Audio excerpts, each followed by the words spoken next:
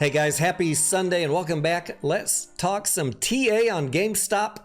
And as always, I want to hear from you guys. I want to hear your input on what you are seeing on the chart versus what I am talking about. This is how we all learn together. So be sure and drop me a comment down below after you've had a chance to watch today's quick video. Last Sunday, I talked about the Thursday and Friday candles of the preceding week, the long leg doji there. And I guess you could call it this inverted hammer. And we were sitting right on this bold purple line here, the 200 EMA, which has been acting as support for GameStop.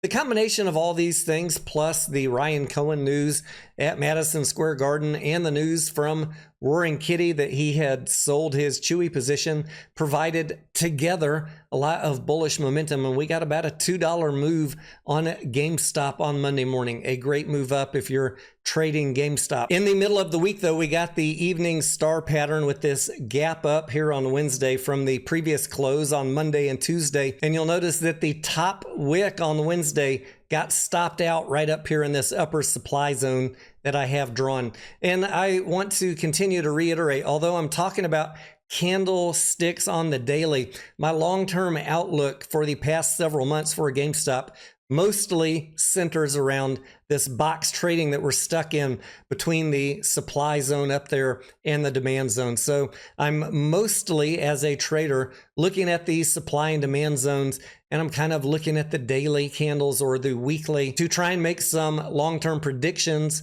or best guesses of when I would like to enter the trade.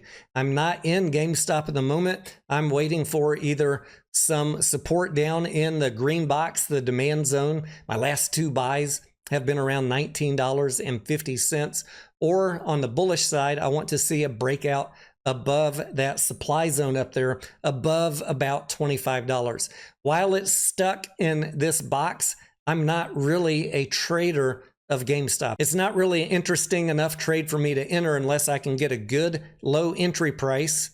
And I think that it's going to hold down in that demand zone, or I see a bullish breakout above the supply zone at $25. After the bull run got snubbed out on Wednesday, we had a red day on Thursday, ending the week with a Bullish Harami Cross, this red candle, and the green long-legged doji immediately following it on Friday. So my read on this is it is more likely to be a bullish open on Monday, although with the election on Tuesday, it is really anybody's guess what is likely to happen next week.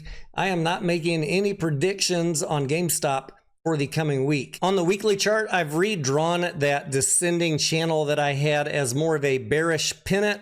And since I just said on the daily, it is looking more bullish than bearish. What I'd like to see in this week, as we put another weekly candle on the chart, is a breakout above that top white line, that descending white line. And ultimately, for the bulls, we'd like to see a higher close. On the weekly chart, GameStop really needs to break this pattern of logging lower highs. It is very nice to see a big green candle on the weekly chart, but once again, it is a lower high. As I said just a second ago, though, as long as we are stuck here on GameStop between the supply and demand zone, the daily or weekly candles moving up $1 or $2 is just mostly noise to me, because none of that is interesting enough for me to enter the trade. I will continue to watch for breakouts down there at the bottom in the demand zone or a breakout above 25. I'm going to be watching the election right along with you guys. Let me know what you think is likely to happen